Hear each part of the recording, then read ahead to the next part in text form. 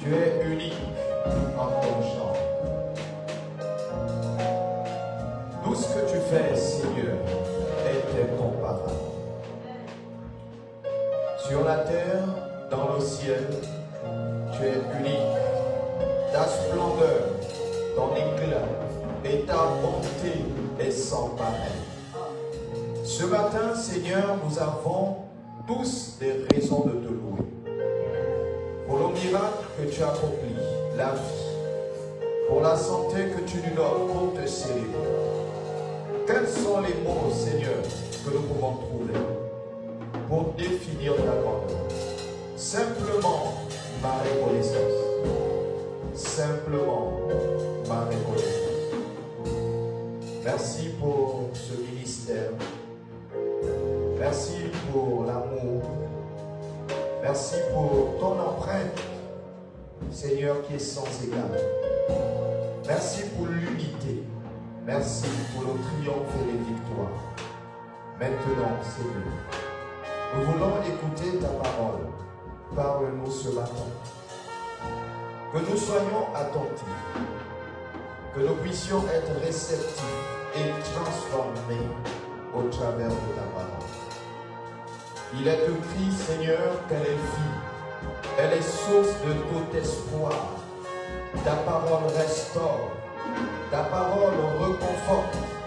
Ta parole, Seigneur, nous booste et nous amène à des paliers extraordinaires. Seigneur, qu'elle se suffit elle-même pour changer les destinées. Merci encore pour mon cœur qui est labouré et prêt à recevoir ta parole. Seigneur, je suis un homme, je me fasse de manière à ce que tu sois vu. Je m'abaisse et que tu sois élevé. Au travers de moi, parle à ce peuple, Seigneur, qui est venu pour t'écouter et que quelque chose se passe. Honneur, fidélité te reviennent à toi seul, au nom de Jésus. Amen. Alléluia. Alors je vois encore des personnes assises et je voudrais qu'on se lève et qu'on donne 3 bons amen.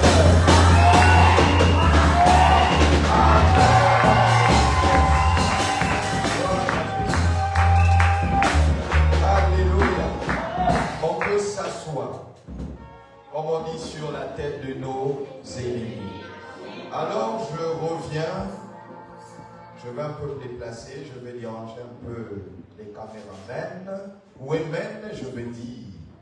Alors, je viens clore avec le thème que nous avons abordé depuis quelques dimanches, le ministère des Gédéons.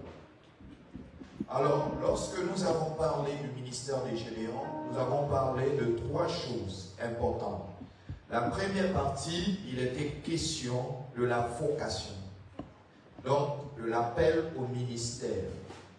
Alors, ce que nous devons comprendre, c'est que lorsque Dieu appelle quelqu'un au ministère, c'est qu'il y a un problème. Il vient, c'est pour résoudre un problème. On n'appelle pas au ministère en vain. On appelle parce qu'il y a un problème qu'il faut résoudre. Alors, je voudrais aussi que vous sachiez quelque chose. La Bible dit qu'il y a beaucoup d'appelés et peu d'élus. Vous pouvez constater, au niveau de l'église où nous sommes, peu de personnes ont des responsabilités. Pourtant, ils sont appelés, mais ils ne sont pas élus. Et quand je parle d'élection, ça voudrait dire que tu as une responsabilité. Alors, quel a été ton appel? Tu viens simplement pour faire le nombre, ou bien tu viens simplement pour être figurant, ou tu es venu parce que tu dois avoir comme on dit, une scène, un rôle que tu vas jouer. Donc vous voyez, lorsque moi je dis aux enfants de Dieu, que quand tu vas à l'église, au niveau de l'église tu écoutes, et puis Dieu te dit des choses. Et c'est sur la base de ces choses que tu commences à dire, il faudrait que je serve Dieu et que je sois à mon poste. C'est ce que moi j'appelle appel et répondre à l'appel. Tu dois avoir un poste. Le poste, ce n'est pas forcément prédicateur. Le poste, ce n'est pas forcément chante. Le poste, ce n'est pas forcément modérateur.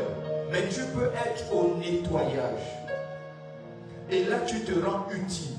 Parce que Dieu t'a appelé. Dieu t'appelle et il veut que tu sois à son service. Le service que Dieu voudrait que tu sois, ce n'est pas forcément être pasteur. Ce n'est pas forcément être apôtre. Non, tu peux être utile dans la maison de Dieu. La Bible déclare qu'il y a plusieurs ustensiles dans une maison. Et tous les ustensiles dans une maison sont utiles.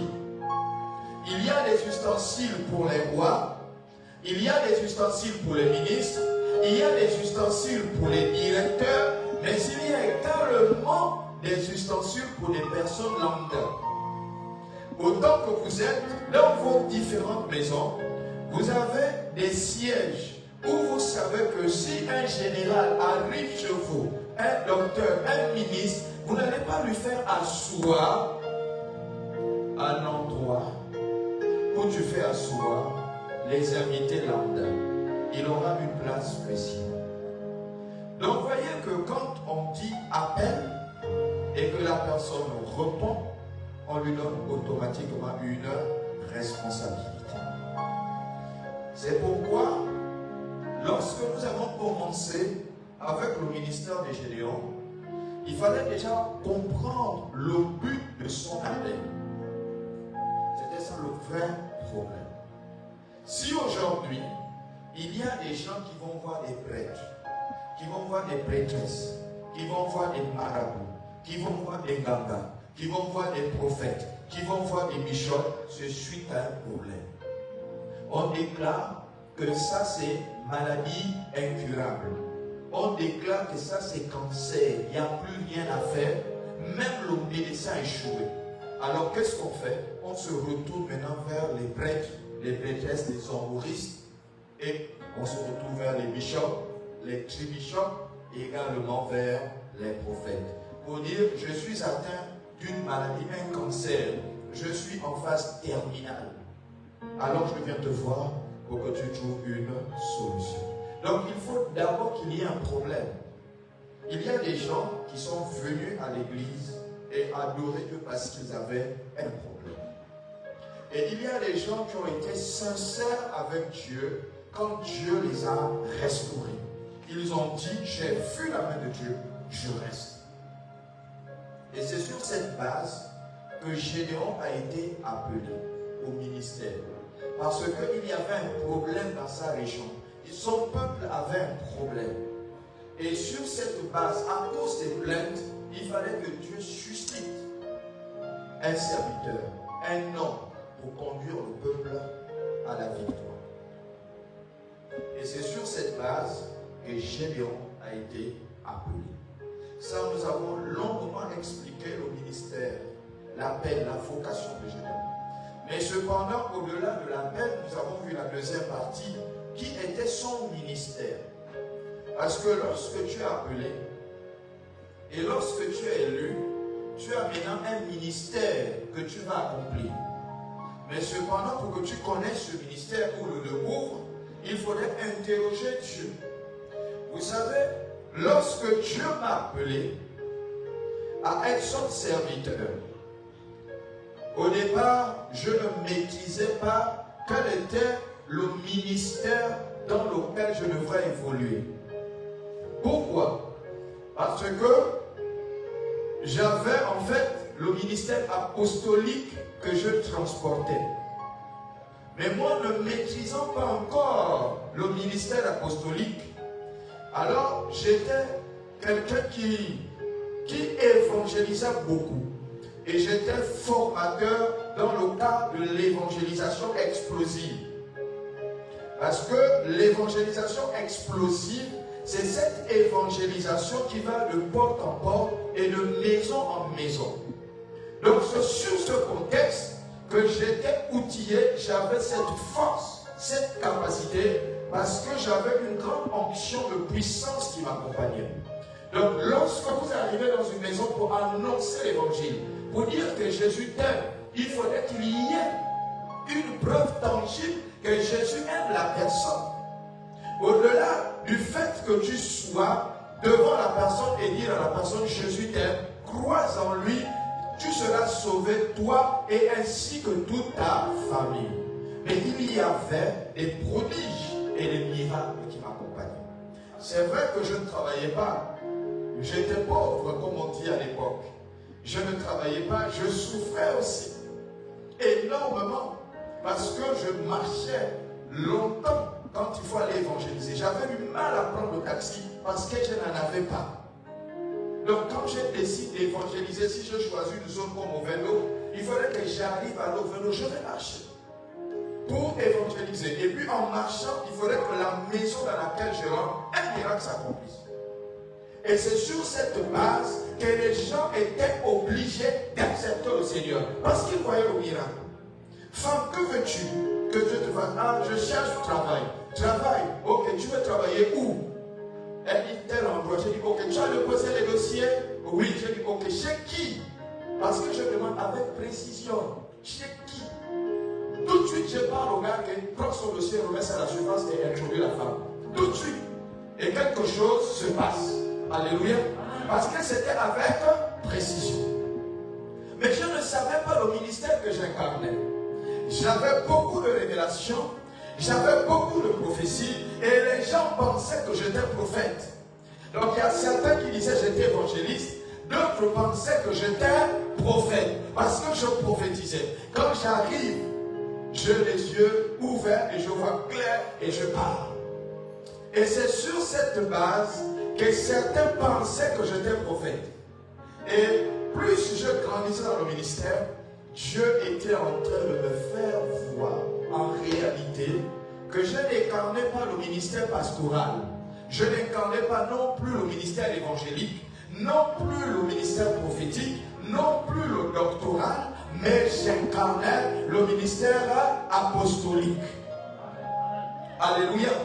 Donc j'incarnais le ministère apostolique. Et vous savez ce que apôtre signifie. Vous connaissez la responsabilité de l'apôtre. Et c'est ce ministère qui m'a accompagné depuis les 29 ans que je suis dans le Seigneur. Depuis ces 29 ans, c'est ce ministère qui m'accompagne. Quand j'ai découvert ce ministère, j'ai dit une chose au Seigneur. J'ai dit au Seigneur, donne-moi les dons spirituels qui vont avec ce ministère. Parce que je ne peux pas entretenir un ministère apostolique et je n'ai pas les dons qui accompagnent ce ministère. Et quand j'ai examiné les Écritures, je me suis rendu compte que Paul, qui était apôtre de Jésus, qui avait une vie comme celle que je menais, je me suis rendu compte que Paul avait et possédait le fruit de l'esprit. Tous les fruits de l'esprit, Paul les possédait. Et je me suis dit, ce Paul-là, il est exceptionnel. Pourquoi Paul va être exceptionnel? Paul n'est pas venu dans le Seigneur de lui-même. Et je me suis rendu compte que c'est Dieu qui avait besoin de Paul.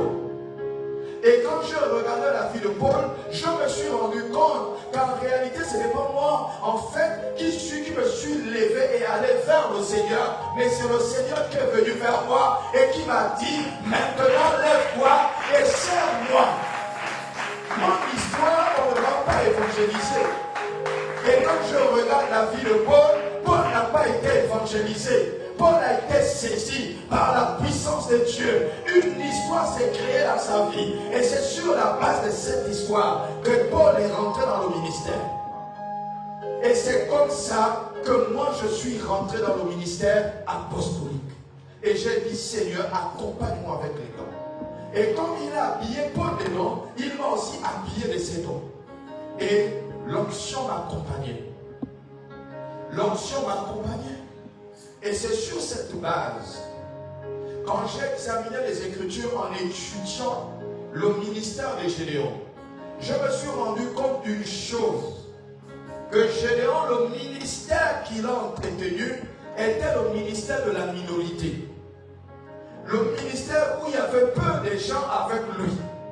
Mais le fait d'avoir peu de gens avec lui, c'est à cause du fait qu'il y avait peu de gens avec lui qu'il accomplissait des exploits, qu'il accomplissait des grandes choses. Donc ce n'est pas le nombre qui fait le ministère, c'est la qualité des personnes qui sont dans le ministère, qui font le ministère. Tu n'as pas besoin d'avoir 300, 400, 500 membres dans l'église, même si tu as 10 et que les 10 ont le potentiel, les 10 sont connectés au ciel. Le miracle s'accomplira. Le miracle s'accomplira. Il suffit simplement d'avoir cette ténacité au Seigneur. Et Dieu, dans tous les cas, va être obligé de travailler avec toi. Et quand nous avons examiné le ministère que Gédéon a entretenu, nous nous sommes rendus compte, en réalité, que Dieu n'agit pas dans le grand nombre. Dieu n'agit pas dans le grand nombre. Alors Dieu a dit une chose à Gédéon.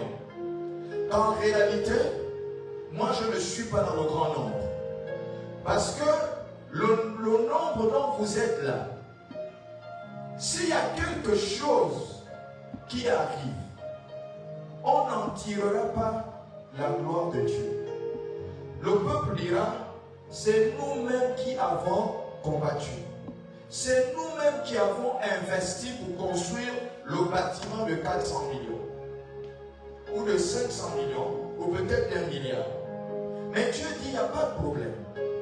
Pour éviter que le peuple tire la gloire d'eux-mêmes, moi je souhaite qu'ils tirent la gloire de moi. Et qu'ils reconnaissent que tous les exploits qu'ils vont accomplir, en réalité, ce sera moi qui aurai accompli ces exploits. Et il a dit, renvoie le peuple et son nombreux. Renvoie-les. Et sur les membres qu'il avait, les 32 000 membres qui accompagnaient Gédéon, il est resté simplement avec 300 personnes. Dieu a dit, c'est avec les 300 personnes que voici, que vous irez au front. En ce qui me concerne, humainement parlant, l'équation était faite. Gédéon et ses 300 personnes allaient à la mort certaine. L'équation était faite. Vous ne pouvez pas aller combattre. Vous allez en guerre. Vous êtes des milliers de soldats. Vous allez dans un territoire étranger. Et vous dites, au lieu que nous allions en milliers, nous irons simplement 300 soldats affronter toute une nation, par exemple. Mais ça, c'est ce qu'on appelle des aberrations. Vous ne pouvez pas, 300 soldats, malgré l'entraînement, malgré l'exemple que vous avez, détruire une nation. Ce n'est pas possible. Dans la nation, ils ont tout. Les antimissiles, ils ont les GPS, je ne sais pas comment ils s'appellent, les radars. Donc tu peux te cacher même sous la terre, tu vois, il sera l'homme, il est là-bas. Mais tu dis, je vais aller avec les 300 personnes. C'était audacieux. C'était audacieux de leur part, c'était prétentieux de leur part. Mais la Bible déclare que Dieu était avec eux. Et puis ce qui s'est passé, pour terminer avec cette partie, c'est qu'il s'est passé dans ce ministère de la minorité. Il a pris des personnes qui ont été sélectionnées par le ciel. Donc Gédéon n'a pas fait le choix de ces hommes. C'est pourquoi vous allez voir que lorsque quelqu'un est membre du conseil, il est diacre, ce n'est pas fortuit son choix. On ne choisit pas parce que la personne donne beaucoup d'argent. On ne choisit pas parce que la personne est stable financièrement. On ne choisit pas parce que la personne est professionnelle.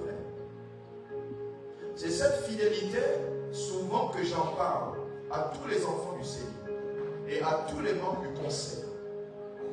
Cette fidélité va traverser les âges. Quel que soit ton âge, ça traversera les âges parce qu'on parlera de toi. Fidèle aux réunions, fidèle aux différents programmes. Quand on dit il y a enseignement, tu viens. Combien aujourd'hui les membres du conseil viennent à l'enseignement? et puis pense pouvoir résoudre les problèmes. Le fait d'être fidèle à un enseignement, le fait d'être fidèle au temps de prière, Dieu a des regards sur toi, il voit la fidélité que tu as vis-à-vis de lui. Donc quand il y a une sélection céleste, tu feras partie des personnes sélectionnées. Vous allez concevoir qu'un membre du conseil, par exemple, qui est appelé diacre ou qui est appelé ancien, oui, ce n'est pas arrivé, par exemple, aux réunions d'enseignement pendant plusieurs jours. Imaginez qu'un diacre fait plusieurs mois. Il n'arrive pas, par exemple, aux réunions de prière. Vous voyez? Ça pourrait déjà dire, premièrement, qu'il a une instabilité spirituelle. Et deuxièmement, il n'a pas le potentiel nécessaire pour affronter les problèmes qui vont surgir. Pourquoi? Parce que sa connexion permanente avec le temple de Dieu, le temple de la grâce, il y a beaucoup de choses qui vont lui manquer. Beaucoup de choses. Vous savez, quand la Bible dit, vaut mieux un jour dans les parvis que 1000 ailleurs, ça voudrait dire que ta présence constante à l'église change la donne dans ta vie. Ça va changer le paradigme dans ta vie. Il y a des choses que tu vas recevoir. Il y a une onction qui va te poursuivre. Parce que tu te retrouves au milieu d'une atmosphère de gloire. Tu te retrouves au milieu d'une onction particulière. Cette onction ne peut pas te laisser. Cette onction va te coller. Cette onction va te poursuivre. Cette onction va t'amener à faire la continuité dans ta maison. C'est pourquoi on parle souvent de seconde nature. Quand on parle de seconde nature, c'est parce qu'il y a une habitude qui s'est greffée à toi. Donc ça devient maintenant une seconde nature.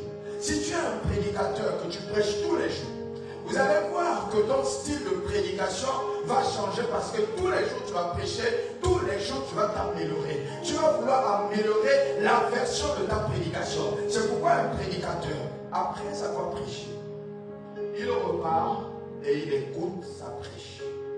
Il voit ce qu'il peut améliorer. Il voit ce qu'il peut changer. Ce n'est pas parce que dans la salle les gens crient, les gens acclament et les gens disent félicitations que tu penses que tu es déjà arrivé. Non, tu vas toujours t'améliorer. Tu vas te battre chaque jour pour être la meilleure version de toi. Si tu te limites aux simples éloges qu'un frère, une soeur ou un frère pasteur vient te donner et toi tu te limites à ça, tu dis je suis arrivé. Mais Dieu te dit tu n'as même pas encore commencé. Tu n'as pas encore commencé. Dès que tu commences à ressentir les prémices, c'est terminé. Donc il est important que chacun de nous comprenne ça. Sur le ministère de Gédéon, le ministère de la minorité. Quand tu as été sélectionné, assume ton poste, assume ta responsabilité. Et de là, il y aura ce qu'on appelle le succès. Alors sans plus tarder, nous allons passer à notre troisième et dernier chapitre sur le ministère de Gédéon. Alors nous voulons parler de ses exploits. Nous voulons parler de ses exploits, donc de sa victoire. Alors c'est important de comprendre, je vais survoler parce qu'on a débordé un peu, c'est un moment de joie. Un moment de joie, un moment d'allégresse. Je suis heureux, très satisfait. Mon cœur se réjouit. Mon cœur se réjouit. Vous savez, le psalmiste dit, mon âme, virgule, bénit l'Éternel. Mon âme, virgule, bénit l'Éternel. Je suis tellement heureux, mais aussi triste quand je pense, je projette ma pensée dans le passé.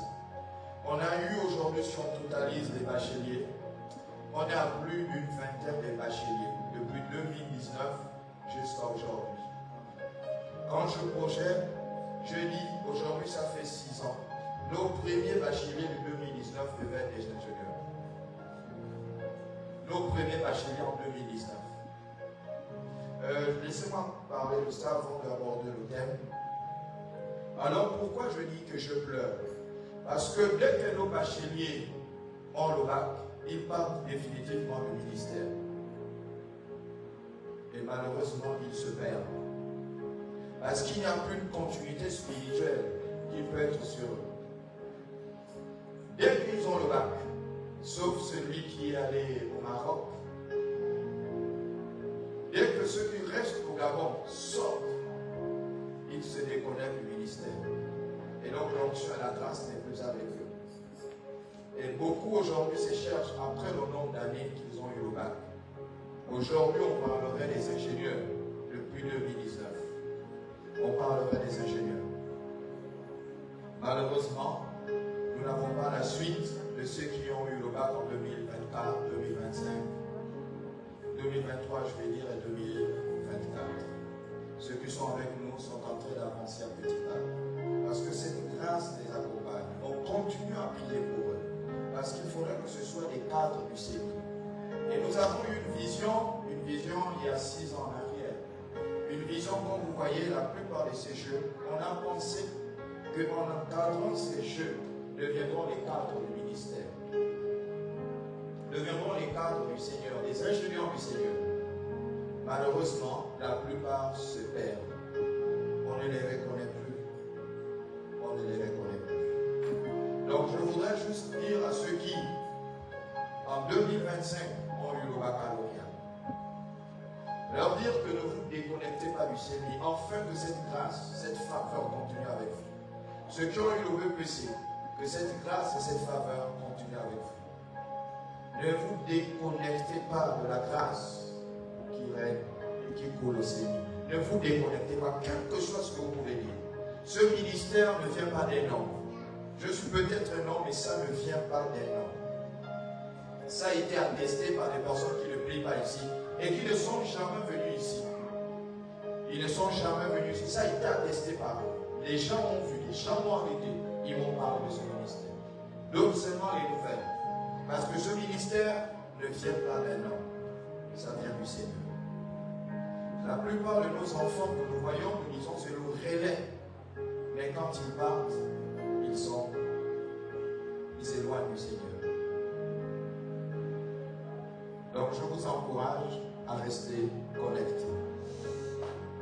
Alors on va ouvrir nos Bibles, merci. On va ouvrir nos Bibles pour la dernière partie, la troisième partie, la victoire des Gédéons. Donc les exploits des Gédéons. Alors nous allons ouvrir nos Bibles, on peut s'élever, parce que depuis nous n'avons pas médité, nous n'avons pas lu les Écritures, dans le livre des Juges, Juges au chapitre 7, du verset 9 au verset 18. Écoutez-moi bien, écoutez bien la lecture. L'Éternel dit à Gédéon pendant la nuit, lève-toi, descends au camp, car je l'ai livré entre tes mains. Je vais expliquer ça. Il dit, car je l'ai livré entre tes mains. Au verset 10, si tu crains de descendre, descends-y avec Pourra, ton serviteur. Tu écouteras ce qu'ils diront, et après cela, tes mains seront fortifiées. Descends donc au camp. Il descendit avec Pourra, son serviteur, jusqu'aux avant-postes du camp.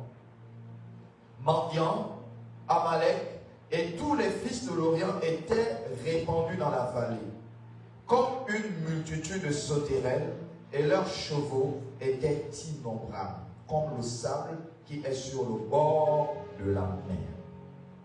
Gédéon arriva, et voici un homme racontait à son camarade un songe. Il disait, j'ai eu un songe, et voici un gâteau de pain d'orge roulé dans le camp de Madian. Il est venu heurter jusqu'à la tente, et elle est tombée. Il l'a retournée sans dessus-dessous, et elle a été renversée. Son camarade répondit et dit, ce n'est pas autre chose que l'épée de Gédéon, fils de Joas, homme d'Israël. Dieu a livré entre ses mains Madian et tout le camp. Lorsque Gédéon eut entendu le récit du songe et son explication, il se prosterna, revint au camp d'Israël et dit, levez-vous, car l'Éternel a livré entre vos mains le camp de mendiants. Il divisa en 3 corps les 300 hommes et il leur remit à tous des trompettes et des cruches vides avec des flambeaux. Dans les cruches, il leur dit, vous me regarderez et vous ferez comme moi. Dès que j'aborderai le camp, vous ferez ce que je ferai. Et quand je sonnerai la trompette, moi et tous ceux qui seront avec moi, vous sonnerez aussi de la trompette tout autour du camp. Et vous direz, pour l'Éternel et pour Gédéon, que Dieu bénisse sa parole. Alléluia.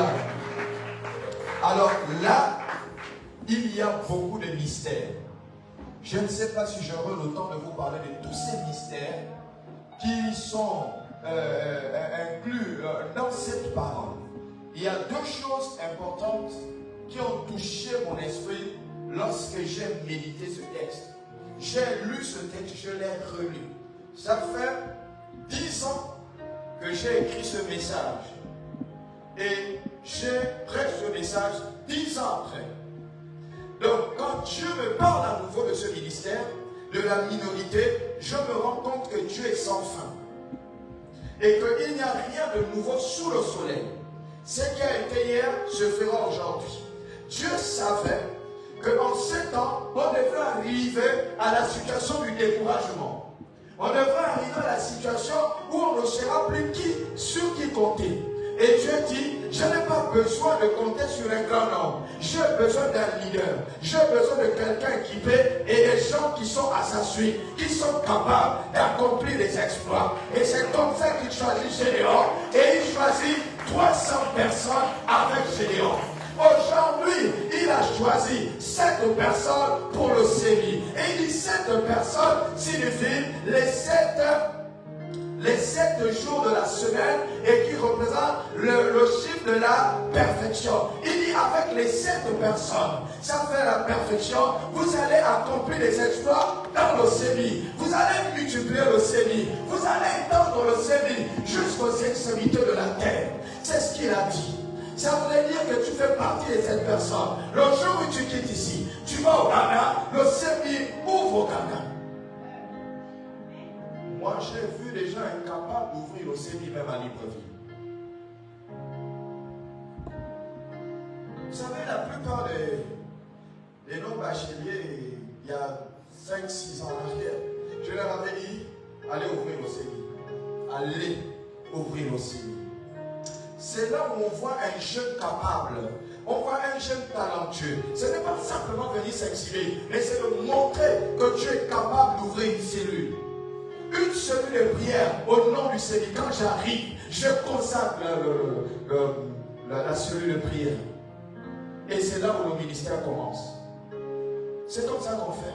Pour éviter de se perdre, combien sont partis et n'ont pas été capables d'ouvrir le Seigneur. Ça voudrait simplement dire qu'ils n'ont pas été appelés au leadership. Ils ont été appelés à suivre un leader. Et aujourd'hui, ils se sont moulés avec une autre vision. Et celle du Seigneur ne les a plus englobés, ne les a plus absorbés. Ils ont oublié la vision du Seigneur. Celle du succès, celle de l'élévation et celle de la réussite.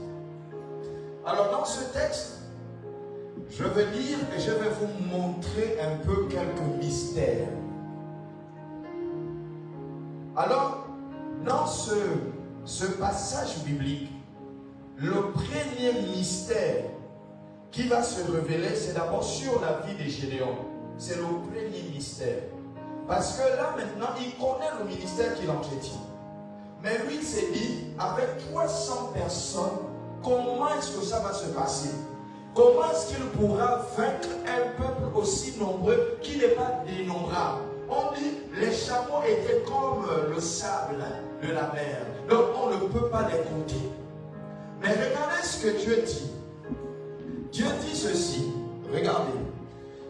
Il dit, l'Éternel dit à Gédéon pendant la nuit, lève-toi, descends au camp, car je l'ai livré entre tes mains. Il dit quoi, Gédéon? Il dit, descends au camp, car je les livre entre quoi? Tes mains. Là, il parle à Gédéon. Mais il ne parle pas à qui? Au peuple qui est avec Gédéon. Écoutez bien. Il dit à Gédéon que je livre le camp entre tes mains. Sachant que Gédéon n'est pas seul. Pourquoi est-ce que Dieu va dire à un homme, à un seul homme, que je livre le camp entre tes mains? Parce que Dieu, dans sa préscience, sait que s'il parle des autres, celui à qui il est en train de parler n'aura pas confiance. Mais la première chose que Dieu atteste dans la vie de celui qui l'appelle, c'est de lui donner la confiance et dire qu'avec lui, Dieu va accomplir des exploits. Ce n'est pas avec les autres que Dieu va accomplir des exploits. Il commence d'abord à te parler, il te fortifie. Dès que tu as confiance, c'est là où la confiance va naître chez les autres. Il faut d'abord que toi-même, tu aies confiance en toi. Donc c'est la première chose que Dieu a dit à Gédéon. Il a d'abord rassuré Gédéon. Il a mis Gédéon en confiance en disant c'est par ta main que le peuple sera délivré. Il dit c'est par ta main. Et ça a fortifié Gédéon. Gédéon a commencé à se voir géant, à se voir au-dessus de ses ennemis. Parce qu'il était déjà confiant. Il savait qu'il n'était plus seul. Dieu était avec lui. Regardez l'autre mystère. Regardez. Au-delà de tout, au verset 10, il dit à Gédéon que si tu crains de partir, il dit si tu crains de partir, prends ton serviteur Pourra. Il va t'accompagner. Il dit si tu crains de partir parce que tu es seul, il dit dans ce cas, prends Pourra, ton serviteur, et puis il t'accompagne. Alléluia. Alléluia. Il dit prends Pourra et qu'il t'accompagne. Au verset 11, il dit tu écouteras ce qu'ils diront. Il dit tu écouteras ce que qui dira le peuple. Le peuple c'est qui? C'est le camp ennemi. Il dit tu vas écouter parce qu'il y a quelque chose que Dieu est en train d'accomplir dans le surnaturel. Quand Dieu veut accomplir des exploits avec toi, il y a des choses qu'il accomplit dans le surnaturel. Il est en train de mettre des choses en équilibre en ta faveur. Lorsqu'il allait dans le camp ennemi, lorsqu'il a tendu l'oreille, il a écouté quelqu'un qui a fait un songe la nuit. Et c'est Dieu qui a révélé le songe. Pourtant, il fait partie du camp ennemi. Il fait partie des ennemis de Gédéon. Mais Dieu, par les ennemis, est en train de parler à Gédéon. Il est en train de dire à Gédéon, fortifie-toi parce que tu vas avoir la victoire. Elle va être attestée par tes ennemis. Les ennemis ont commencé à raconter le songe. Il y a un qui a expliqué. Et il a clairement dit que ça c'est l'épée de Gédéon. Et c'est sur cette base que le songe qu'il a écouté, la version racontée en réel, lorsqu'il a écouté, la Bible déclare que le Saint-Esprit, l'Esprit de Dieu est rentré en Gédéon. Il n'était plus le même. Gédéon était fortifié. Il avait l'assurance qu'il allait vaincre. Il avait l'assurance qu'il aura la victoire parce que l'Esprit de Dieu était déjà avec lui. Ce n'est pas tout. Vous ne pouvez pas avoir la garantie de réussir et que ceux qui sont avec vous n'ont pas l'assurance de réussir. C'est le second mystère. C'est le second. Maintenant, comment fortifier ceux qui sont avec toi? Si tu as déjà reçu l'onction, tu as reçu la puissance nécessaire pour conduire le peuple à la victoire. Mais qu'en est-il du peuple que tu conduis? Qu'en es-tu du peuple? Regardez très rapidement. Alors au verset 14, on va aller au verset 15. Lorsque Gédéon eut entendu le récit du songe et son explication, il se prosterna, revint au camp d'Israël et dit, levez-vous, car l'Éternel a livré entre vos mains le camp de bandits. Alléluia. Amen. Voilà le second mystère. Vous voyez qu'au départ, on dit à Gédéon que tu as la force et la puissance de détruire, d'anéantir. Mais lui, il se rend compte que l'Esprit de Dieu est déjà sur lui. Mais quelle sera la stratégie pour communiquer cet esprit, cette onction de victoire au peuple? C'est d'aller vers le peuple et de dire au peuple, levez-vous. Cette nuit, Dieu m'a parlé et Dieu a dit que c'est par vous que la victoire arrivera, par vous-même. Il s'exclut. Et il donne l'honneur à qui? Aux personnes qui sont avec lui. Il valorise les personnes qui sont avec lui. Il reconnaît le potentiel des personnes qui sont avec lui. Il reconnaît la capacité des personnes qui sont avec lui. Il les encourage, il les bénit et il dit, vous avez une grande force, allez-y, vos ennemis sont entre vos mains. Ça fortifie le peuple. Le peuple était déjà en confiance. Au départ, Gédéon était en confiance seul, mais la confiance de Gédéon seul ne pouvait pas amener le peuple à accomplir les exploits. Il fallait que le peuple rentre dans cette confiance, rentre dans cette assurance qu'ils vont aller accomplir les exploits. Il faut fortifier les autres. Parmi le groupe, il y a des peureux qui peuvent amener le groupe à succomber, qui peuvent amener le groupe à renoncer en disant nous sommes peu. Ceux qui sont là-bas sont trop nombreux. Mais il fallait que le Saint-Esprit couvre la troupe qui accompagnait Gédéon. Et pour que le Saint-Esprit les couvre, puisque lui-même possédait déjà l'Esprit de Dieu, il fallait maintenant donner à César ce qui est à César. La victoire au peuple de Dieu, la victoire à ceux qui l'accompagnaient, parce que la victoire n'était pas sienne, la victoire était pour ceux qui étaient avec Gédéon. Et quand ils ont entendu ça, ils ont été fortifiés. Ils ont cru maintenant que la victoire, c'est par eux. Et là, ils peuvent partir. Ils peuvent partir. Bien-aimés, ne vous trompez pas. Vous ne connaissez pas tout. Vous ne connaissez pas tout. Travaillez avec les autres. Encouragez les autres. Reconnaissez le potentiel des autres. Vous ne pouvez pas tout. Seul, vous ne pouvez pas. Travaillez en communauté. La Bible dit que les chrétiens sont sages parce qu'ils travaillent en communauté. La Bible parle des formés. Elles sont sages parce qu'elles travaillent en communauté. Comment veux-tu vaincre seul? Tu as un problème et tu vas aller seul au front. Pourquoi veux-tu aller seul? Pourquoi veux-tu aller seul? Tu ne peux pas aller seul. Va avec les autres. Seul tu ne t'en sortiras pas. Pourquoi ton problème tu veux gérer ça seul? Moi je ne vous comprends pas. Pourquoi vos problèmes vous voulez gérer ça seul? Pourquoi? Pourquoi? Dites-moi quel est le problème que seul vous avez résolu. Personne ici n'a résolu. Moi-même quand j'ai des problèmes, si j'ai besoin d'1 million, je fais quoi? Je sollicite ceux qui peuvent me donner 1 million. Est-ce que vous pensez que seul je suis capable de faire tomber l'argent du ciel? C'est pas possible. Je dis ok, bon là je suis en difficulté. Je prends mon téléphone et je compose le numéro du ciel. Et je dis à Dieu, j'ai besoin d'1 million. Règle mon problème. Règle mon problème. Pour que demain je sois utile pour toi. Si je ne règle pas mon problème, je ne serai pas utile pour toi. Je dis ok, j'ai entendu. Il va susciter la sœur, Jean-Charles. C'est Jean-Charles. Il suscite Jean-Charles. Et pourquoi moi je n'ai pas discuté avec Jean-Charles? Je n'ai pas discuté avec elle. Parce que Dieu veut régler mon problème. Il passe par Jean-Charles pour régler mon problème. Il vient chez le commandant pour régler mon problème. Ah papa, Dieu m'a mis à cœur de s'aimer dans ta vie. Voilà 500 000. Je fais quoi? Je bénis Dieu et je prie pour papa, pour le commandant. Je vois la soeur Jean-Charles bien. Papa, Dieu m'a mis à cœur de te donner 500 000. Elle n'a jamais fait ça.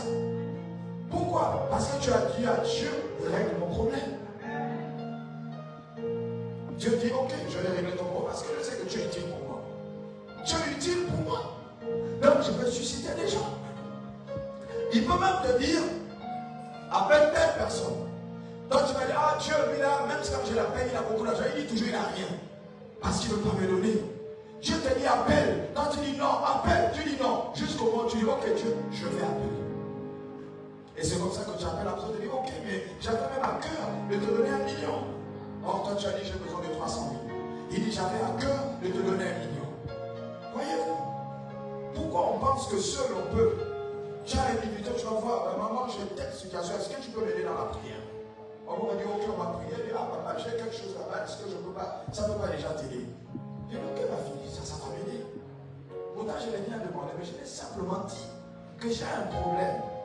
L'ordre financier, l'argent, c'est trop, c'est 1 million. Elle dit, non, on va prier. On commence à prier. À la fin, elle me dit, non, j'ai 300 000, ça peut déjà t'aider. Pourtant, je n'ai pas demandé, je l'ai simplement posé le problème que j'ai. J'ai dit, soutiens-moi. Vous voyez un peu, seul, vous ne pouvez pas. Valorisez les autres, croyez au potentiel des autres. Et Gédéon a cru au potentiel des autres. Parce que Dieu les a d'abord au préalable sélectionnés. Maintenant, il fallait les fortifier. Comment on peut fortifier quelqu'un? En disant à la personne qu'avec toi, il y a la victoire. Je crois à ton potentiel et je sais que si tu as mes côtés, je vais accomplir des exploits. C'est comme ça que les gens doivent comprendre qu'à l'église, tu peux être bishop, seul tu ne peux rien. Tu ne peux rien seul. Croyez au potentiel des autres. Même si c'est des enfants, croyez à leur potentiel. Ils feront d'abord mal, après ils vont s'améliorer. Et c'est ce qui s'est passé. Vous voyez, c'est important de comprendre aujourd'hui, bien-aimés, qu'on est capable d'accomplir des exploits. Il suffit simplement de croire au potentiel que Dieu a mis en toi. Croire à la victoire. Et quand tu crois à ça, Dieu va faire quelque chose d'important que je vais vous révéler à la fin. Parce que tu ne peux pas avoir des victoires sans avoir des stratégies. Et là, quand nous regardons, Dieu a déjà incrusté dans l'esprit de Gédéon une stratégie. Et la stratégie qu'il a incrustée à Gédéon, c'est avec le corps et les cruches. Alors là, on parle de la louange. Alors pourquoi est-ce qu'on fait intervenir dans ce contexte-là la louange?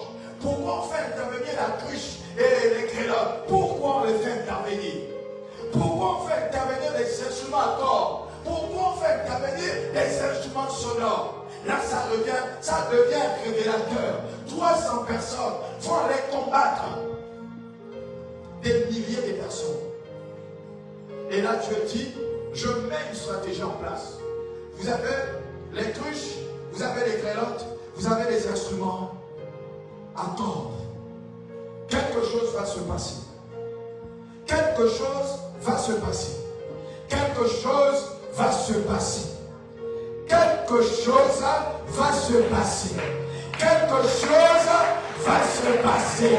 Quelque chose va se passer. Quand tu fais du bruit, vous avez peur d'acclamer. Vous avez peur d'acclamer. Vous avez peur des instruments. Vous avez peur de la louange. Parce que vous allez dire, vous allez déranger les gens. Mais il y a quelque chose qui s'est passé dans la louange. Il y a quelque chose qui s'est passé dans les instruments à cordes. Il y a quelque chose qui s'est passé dans les cruches et les grelottes. Quelque chose qui s'est passé. Le ministère des Gédéon est révélateur. Mais les exploits sont davantage plus évocateurs que la révélation de son ministère. Parce qu'il y a des grelottes qui interviennent. Parce qu'il y a des instruments à cordes qui interviennent. Parce que la louange intervient. Ça, c'est important. Allons-y rapidement. Je suis en train de prendre un peu trop de temps, mais il faut que je finisse. Allons-y rapidement dans Juge au chapitre 7. À partir du verset 19 jusqu'au verset 25. Allons-y rapidement. Écoutez très bien. Gédéon et les 100 hommes qui étaient avec lui arrivèrent aux abords du camp. Au commencement de la veille du milieu, comme on venait de placer les gardes, ils sonnèrent quoi? De la trompette et brisèrent les cruches qu'ils avaient à la main. À la main, ils avaient les cruches, ils avaient les grelottes, ils avaient les instruments à cordes. Mais à quoi servaient ces cruches? À quoi servaient ces instruments à cordes? La Bible déclare qu'ils sont allés vers le camp. Et c'est quand ils sont à l'entrée du camp qu'ils commencent le cérémonial. Parce qu'une orientation spirituelle avait été donnée. Respectez le principe spirituel. Respectez les lois divines. Et vous allez accomplir des exploits. Les crues se sont cassées. Les instruments se sont cassés. C'est en train de faire du bruit. J'entends du bruit. J'entends quelque chose qui est là-bas. Ça fait du bruit. C'est en train d'arriver. Certainement, ce sont nos ennemis. Alléluia. Certainement, ce sont les ennemis. Parce que c'est une stratégie que Dieu a donnée. Les instruments à cordes, la cruche, les grelottes. Quand vous arrivez devant le camp, vous cassez. Parce que ça va faire beaucoup de bruit. Mais quand ça va faire beaucoup de bruit, moi, l'Éternel des armées, Je suis l'amplificateur par excellence. Je vais amplifier ces bruits dans toute la région, dans toute la nation. Quand ils verront, ils auront l'impression que plusieurs nations se sont associées pour nous combattre. Alors là, c'est la panique totale. Ils vont paniquer. Ils vont se dire que là, on est en train de venir les tuer. Il faut qu'on fuit. Mais ce qui s'est passé, c'était plus extraordinaire que la fuite. La Bible déclare que Dieu les a aveuglés. Dieu les a rendus aveugles. Ils se sont entretués. Entre eux, ils s'entretuaient parce qu'ils avaient peur que son frère devenait l'ennemi. Donc ils tuaient son propre frère, pensant que c'était l'ennemi. Dieu a créé la confusion. Il y a eu trop de bruit dans le camp ennemi. Ils se sont entretués parce que ça devenait extraordinairement fort. Vous avez vu ce qui s'est passé? Le bruit de son. J'entends quelque chose est sur le point d'arriver. Les acclamations, les chants. Vous savez, j'avais enseigné une histoire, j'avais enseigné sur le contexte d'être attaqué la nuit. J'avais enseigné ça, et pendant que j'enseignais ça, je parlais des styles de prière. Des styles de prière, et je parlais de la prière de tonalité. Vous savez, la nuit, normalement, quand vous vous levez, vous voulez prier. Vous n'avez pas besoin de prier à haute voix, à haute et intelligible voix. Vous n'avez pas l'autre voix. Parce que vous allez déranger votre voisin à côté de chambre. Vous allez déranger vos enfants. Vous allez déranger tout le monde dans la maison. Donc ce n'est pas normal de prier à haute voix. Mais cependant, quand tu es attaqué, tu as de l'adversité dans la maison, tu ressens la présence. Alors quand tu te lèves, tu commences à prier, tu commences à battre les mains, tu commences à chanter. Le bouleversement spirituel est en train de commencer parce que Dieu est là, il est dans la louange, il est dans les acclamations, il est dans la prière. C'est ce que la Bible dit. Paul et Silas étaient emprisonnés par la prière, par les chants, par les louanges. Dieu agit, les chaînes se sont brisées, la prison s'est ouverte, les verrous brisés, parce que Dieu siège dans la louange. Quelque chose s'est passé. Quelque chose s'est passé. On fait du bruit. Le voisin passe, ils font trop de bruit.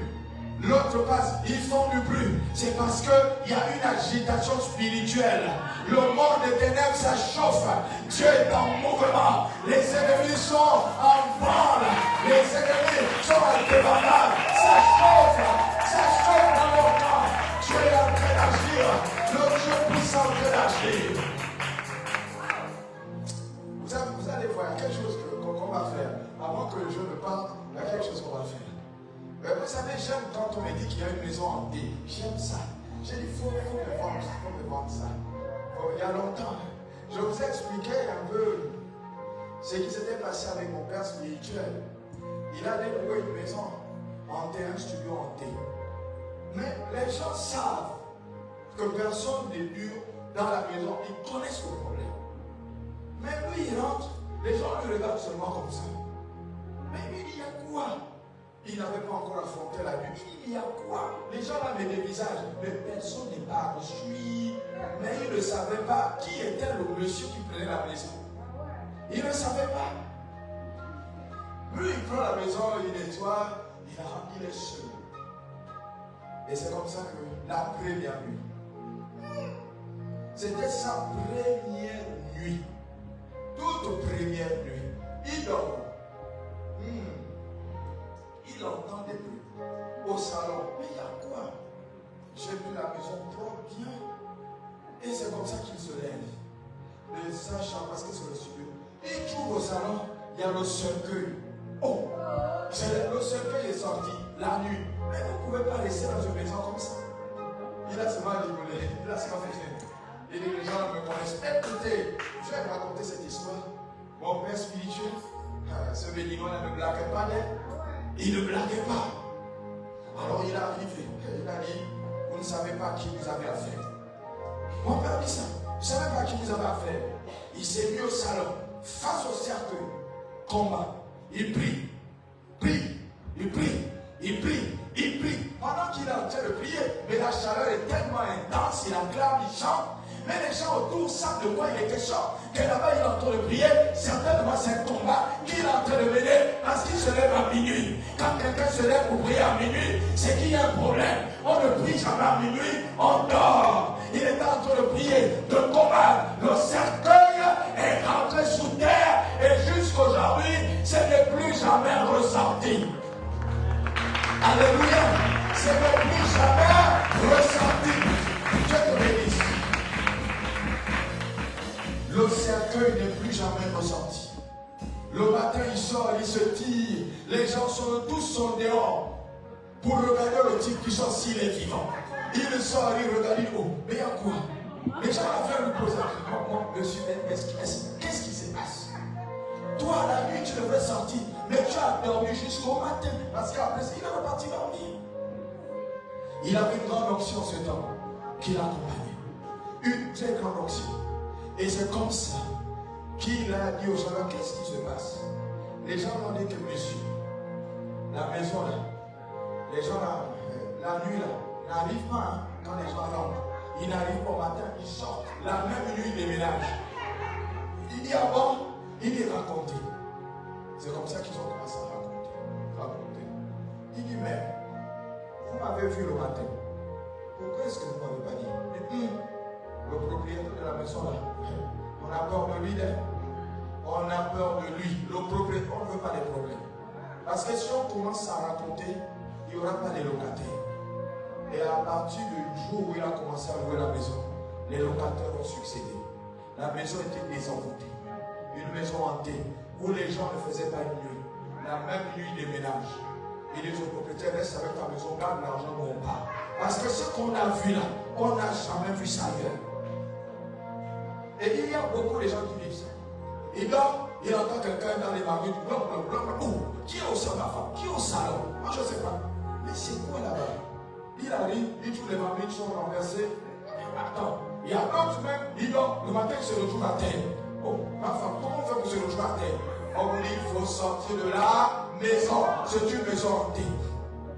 Au bout de 2 jours, il déménage. Il appelle le monsieur, mon père, il faut arranger ta maison. Moi j'aime cette maison-là. Depuis que je fais un peu le tour de l'intérieur du pays, je ne suis pas encore tombé dans une maison comme ça. Je ne sais pas, peut-être, hein, parce que moi, quand j'arrive dans une maison, je sais que la gloire de Dieu est avec moi. Je dépollué d'abord la maison. Et les esprits qui sont là sentent que lui, dans le blanc, alors qu'ils ont. Je passe toute la saison dans la maison. Quand on m'a fait d'ailleurs, je pars. Quand j'arrive dans une région, même si ça allait dormir dans un motel ou hôtel, je ne sais pas trop quoi, parce que ce sont des choses que nous on n'aime pas, mais on est obligé. Tu vas en mission, on te loge dans un hôtel ou un motel, ça dépend. Mais quand tu arrives, tu travailles aussi l'hôtel là, parce que les propriétaires de l'hôtel travaillent aussi cet hôtel pour attirer la clientèle. Alléluia, pour attirer la clientèle. Quand toi tu arrives, tu travailles la maison en ta faveur. On ne va pas simplement, tu viens te jeter. Non, tu parles. Tu parles.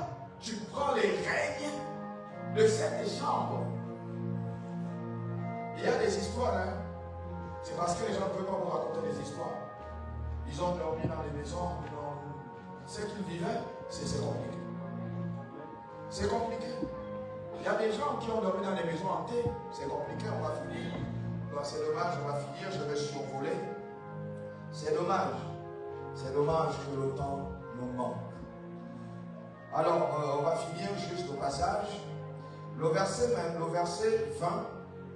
Les 3 corps sonnèrent de la trompette et brisèrent les cruches. Ils saisirent de la main gauche les flambeaux et de la main droite les trompettes pour sonner. Et ils s'écrièrent, épée pour l'Éternel et pour Gédéon. Ils restèrent chacun à sa place autour du camp. Et tout le camp s'est mis à courir, à pousser des cris et à prendre la fuite. Les 300 hommes sonnèrent encore de la trompette. Et dans tout le camp, l'Éternel les fit tourner l'épée les uns contre les autres.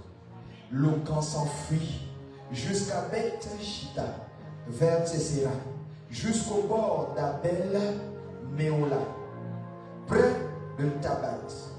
Les hommes d'Israël, au verset 23, se rassemblèrent, ceux de Nephtali, d'Azer et tout Manassé. Ils poursuivirent Madian. Gédéon envoya des messagers au verset 24 dans toute la montagne d'Éphraïm pour dire: descendez à la rencontre des mendiants et coupez-leur le passage des eaux jusqu'à Beth-Béra et celui du Jourdain. Tous les hommes d'Éphraïm se rassemblèrent et ils s'emparèrent du passage des eaux jusqu'à Beth-Bara et de celui du Jourdain. Ils saisirent le chef de mendiants, Orem et Cheb. Ils tuèrent Orem au rocher d'Orem et ils tuèrent Zeb au pressoir de Zeb.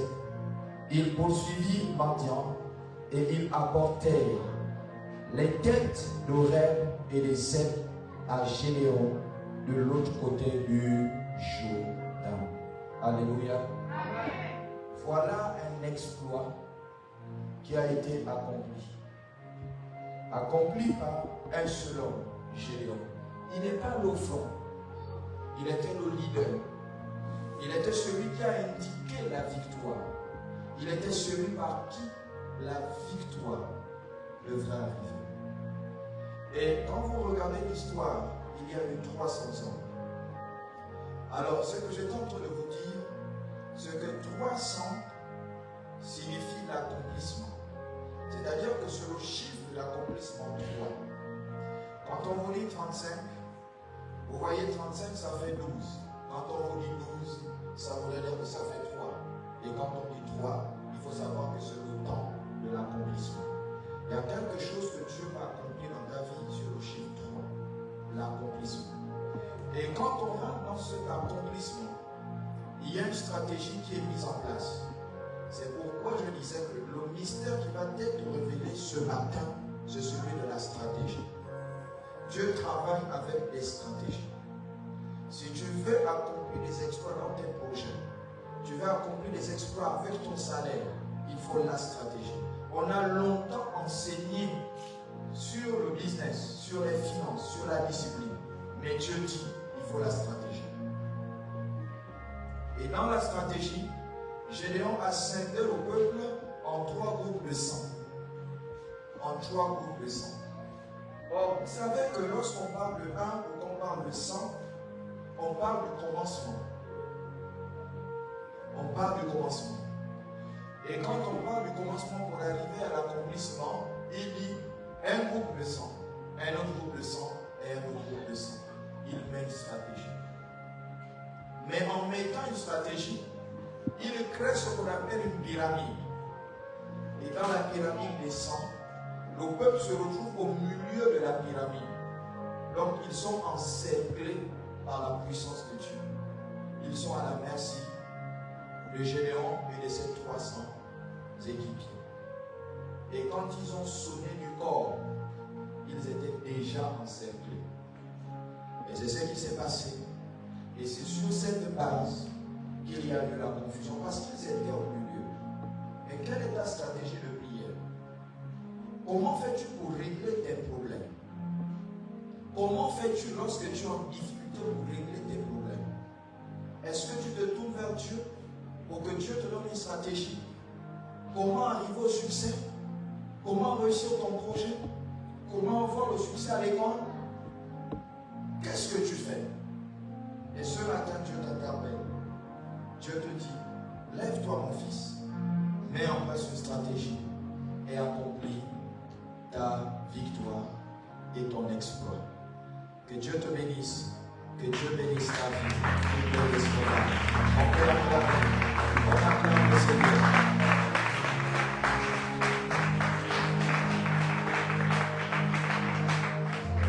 Alléluia. Tu peux te lever à acclamer encore cette parole ce matin. Dis avec moi, j'ai la victoire au nom de Jésus. Tu n'as pas encore parlé. Dis, j'ai la victoire au nom de Jésus. Et pour avoir cette victoire, tu sais ce que tu dois faire. Alléluia. Nous allons bénir cette parole. Élevons nos voix et bénissons la parole qui a été libérée. Seigneur, nous te disons merci. Merci Seigneur pour la victoire qui a été libérée ce matin. Seigneur, nous croyons également à la victoire dans nos vies. Seigneur, comme Gédéon a reçu cette victoire, ce matin, Seigneur, que cela contamine nos vies au nom de Jésus. Peu importe nos problèmes ou la difficulté, Seigneur, qui mène nos vies. Ce matin, nous proclamons la victoire au nom de Jésus. Ce matin, nous proclamons la victoire au nom de Jésus. Merci Seigneur pour la parole qui a été libérée. Merci Seigneur pour l'exploit, Seigneur, qu'a fait Gédéon, et que cela se manifeste dans nos vies au nom de Jésus. Je bénis ton nom et ta fidélité. Que la gloire revienne à toi.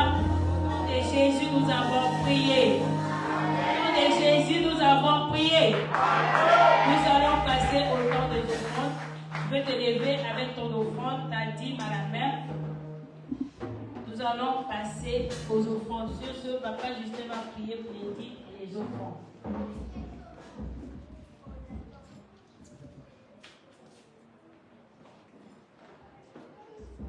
Papa Justin va prier. Prions. Seigneur, nous voulons te dire merci pour ce moment. Tu dis, Seigneur, amenez à la maison de l'Éternel des trésors. Père, nous sommes que les gérants. En réalité, c'est toi qui nous donnes. Parce que nous pouvons trouver par toi ce que nous devons faire. Tout nous vient de toi, Seigneur. Bénis ces offrandes, Seigneur, que nous donnons ce matin. Pour l'avance avec le nom de nous donne Dieu de la multiplication. Soit de nous multiplier. Au nom de Jésus, nous avons prié. Amen. Amen. Tu peux te lever même si tu n'as pas l'offrande. Tu peux te mettre debout. La faveur d'en haut, la faveur d'en bas, je reçois le doux, je reçois le doux. La faveur d'en haut, la faveur d'en bas, je reçois le doux, je reçois le doux. La faveur d'en haut, la faveur d'en bas, je reçois le doux, je reçois le doux. La faveur d'en haut, la faveur d'en bas, je reçois le doux, je reçois le doux. La faveur d'en haut, la faveur d'en bas, je reçois le doux, je reçois le doux.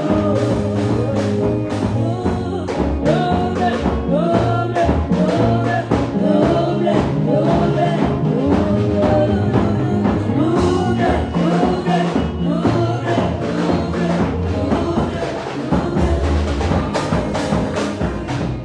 Alléluia. Alléluia. Nous allons passer aux annonces. Sur ce, je vais appeler la chargée d'annonces. Est-ce qu'on peut acclamer?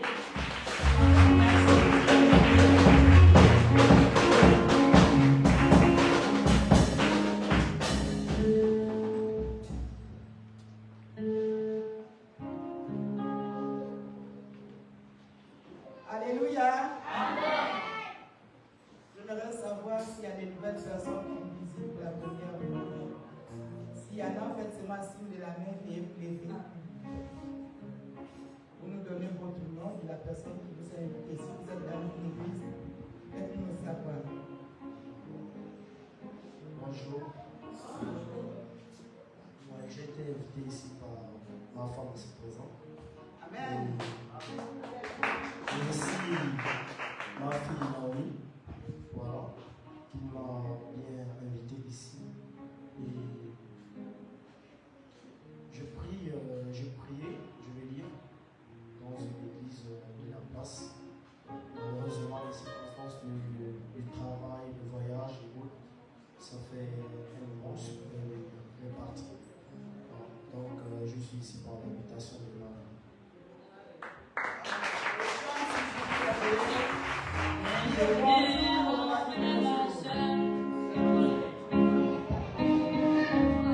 Bonjour ma copine. On acclame notre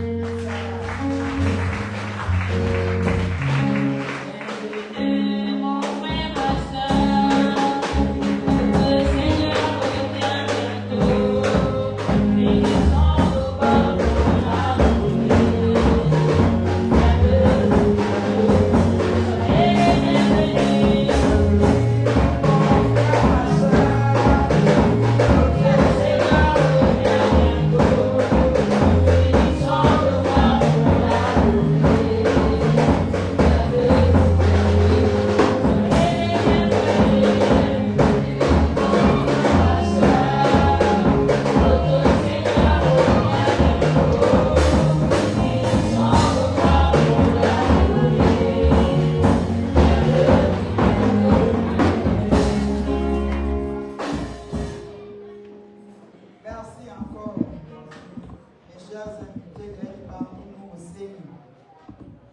Au séminaire, nous avons 3 piliers. Le premier pilier est dans le cadre de l'évangélisation et la mission. Matthieu 28, versets 18 à 20. Le deuxième pilier est dans le cadre de la prière et de l'intercession.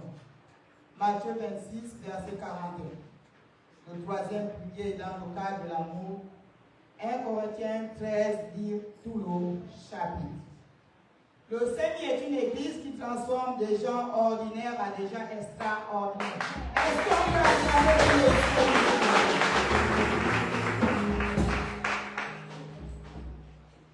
Les activités en semaine au SEMI. Le mardi, nous avons nos temps de prière et de combat spirituel de 17h à 18h30. Jeudi, enseignement de la parole de Dieu de 17h à 18h30. Le vendredi, nous avons l'intercession de 17h à 18h30. Et pour toutes les personnes qui désirent rencontrer Papa, venez à son rencontre. Il est là, disponible pour vous. Le samedi, réunion de femmes à 6h30 jusqu'à 8h. Les femmes, venez. C'est important de prier. Nous avons beaucoup de problèmes dans nos maisons. Venez les femmes. Samedi, pain de vie avec la jeunesse. Ce sont les vacances. On est parti à l'école, là, ce sont les vacances. Venez. Ça commence à 14h et on termine à 15h. Samedi, répétition des chants. De 15h à 17h. Samedi, préparation du culte. De 17h à 18h. Est-ce qu'on peut acclamer pour le Seigneur? Les annonces du jour. Tout à l'heure, après le culte, la réunion avec la jeunesse. Dimanche 20 juillet 2025. Tout le monde connaît qu'est-ce qui va se passer dimanche. L'offrande sur l'honneur. Papa a beaucoup expliqué sur ça. Préparez vos enveloppes. Pour ceux qui n'ont pas encore pris, il y a des enveloppes qui sont là. Veuillez voir la responsable du secrétariat, la diaconesse Patricia est là. C'est moi-même. Au cas de la jeunesse, ça commence mercredi 23 au 26 juillet 2026. Le 25 je suis déjà en avance. Thème, demeurer rester dans la présence de notre Dieu. Les statistiques du jour: hommes 5, femmes 11, jeunes hommes 5, jeunes filles 11, enfants garçons 11, enfants filles 16, bébés 2 pour un total de 51 âmes. Est-ce qu'on va parler de Nous avons l'anniversaire de notre frère ici, avant que papa vienne encore enrichir les nouvelles. Lui-même, il se reconnaît. Il avance, on acclame fort pour le frère Christian.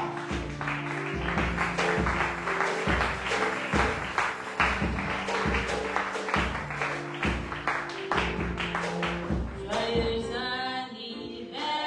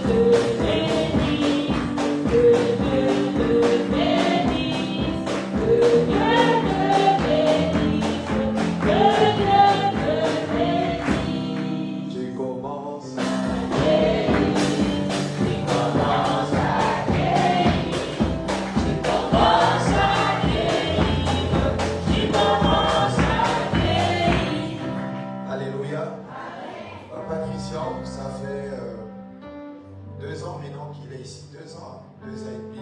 Ça fait un moment qu'il est avec nous. Et c'est aujourd'hui son anniversaire, c'est une surprise. Normalement, on devrait faire un gâteau à papa Christian. C'est très important parce que ça n'arrive pas tout le temps. C'est un aîné, c'est un grand frère. Et il vient ici avec beaucoup d'humilité et beaucoup de sagesse. Je vois papa Christian courir, venir ici à 8h30. Et alors vraiment c'est un honneur de voir un tel papa s'empresser pour les activités du Seigneur. Si vous ne voyez plus papa Christian en semaine, c'est parce qu'il a des activités. Donc il est un peu occupé, c'est pourquoi il ne vient pas en semaine. Et tout le monde pouvait voir papa Christian ici en semaine avant qu'il n'ait cette activité. Quand il a eu l'activité, il m'a dit, je suis trop resté longtemps sans rien faire. Maintenant, je vais reprendre les activités. Donc, c'est pourquoi vous le voyez plus souvent, papa Christian, les mardis et les jeudis. Nous allons prier, c'est exceptionnel. Donc, il faut penser à faire un gâteau. Il y a il faut penser à faire les madeleines. Il faudrait qu'il ait ça la semaine prochaine. C'est important, il faudrait qu'il ait ça. C'est son gâteau. Moi, je peux prendre un bon chou. Donc la diaconesse gâteau, comme tu fais bien, leur casse. Tu as les madeleines. Seigneur, nous te sommes infiniment reconnaissants pour ton serviteur. Tu vois la motivation, l'engagement, tu connais son besoin, son désir. Accorde davantage grâce pour maintenant et te célèbre davantage à cause de la vie que tu l'accordes. Beaucoup de personnes de son âge, de sa génération, ont voulu avoir cet âge. Et tu n'as pas permis. À lui tu fais grâce. Et nous te levons, nous te rendons toute ta gloire. Nous proclamons, Seigneur, sur la vie de ton serviteur, papa Christian, la bénédiction, les faveurs sans mesure. Au nom de Jésus. Amen.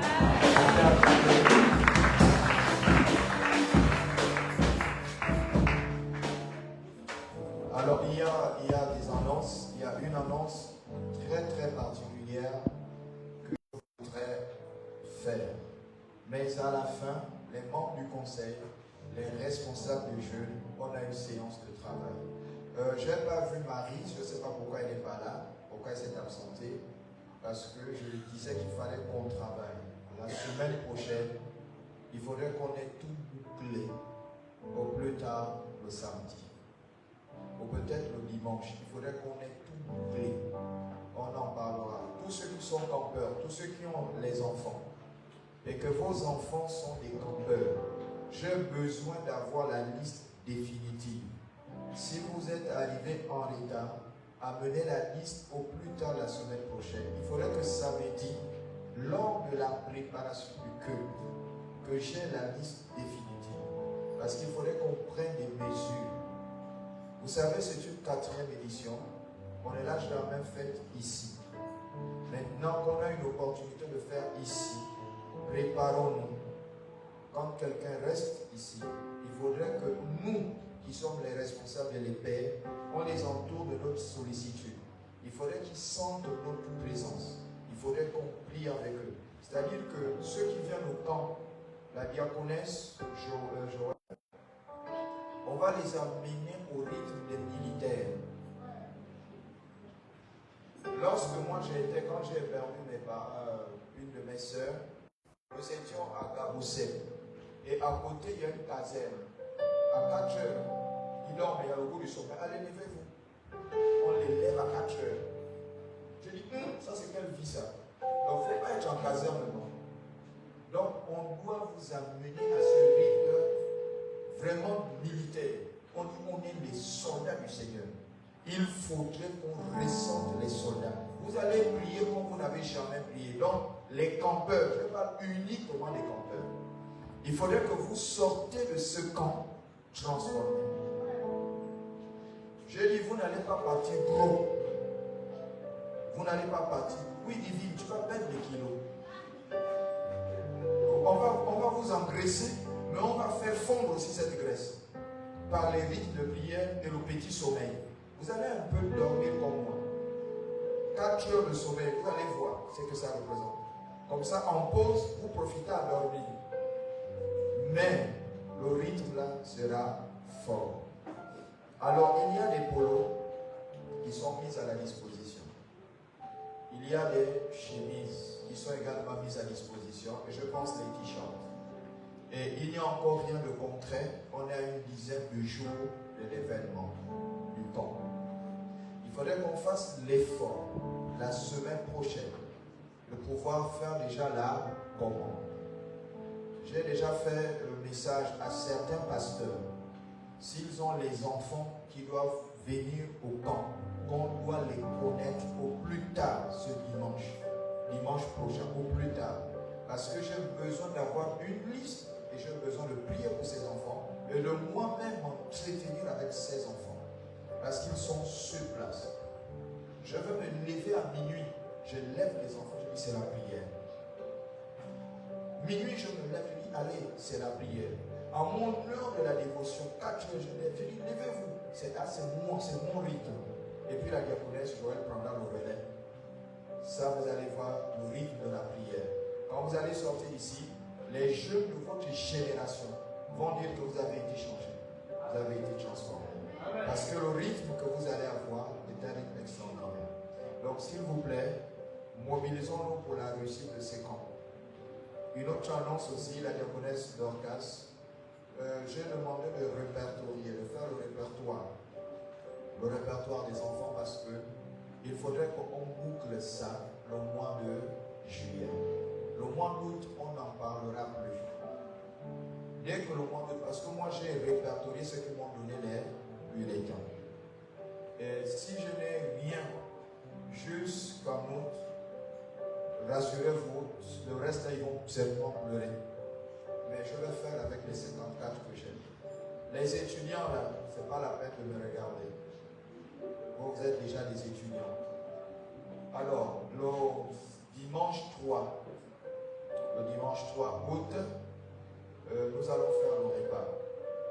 Le repas, le bachelier. On a déjà dansé, hein, c'est plus la peine de dire comment on fait. On a déjà fait. On ne vous présente, il faut vous avez déjà présenté. Sauf si vous voulez qu'on vous embrasse, on va le faire.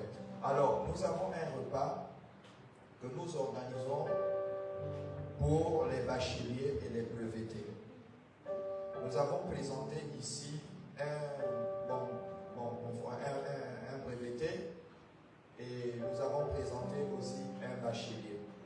C'était dommage qu'on ait pu avoir qu'un seul bachelier, sinon on aurait voulu avoir plusieurs personnes qui se greffent au CENI et faire le travail spirituel, qu'on ait au moins 3-4 bacs au CENI. C'est la seule année où on a simplement une seule personne qui passait le bac et une seule personne qui passait le BPC. Mais Dieu nous a fait grâce lors de la veillée spirituelle où c'était dédié à la prière pour les bacheliers, c'est-à-dire à renverser la situation. Il y a eu une jeune fille qui est arrivée ici, qui passait le BPC. Je pense qu'elle est tombée malade sur un trimestre. Et puis Dieu a ouvert certainement le ciel. On va dire qu'elle a eu le BPC. Donc, vous voyez que... Merci, maman. Donc, vous voyez qu'on peut renverser aussi les tendances.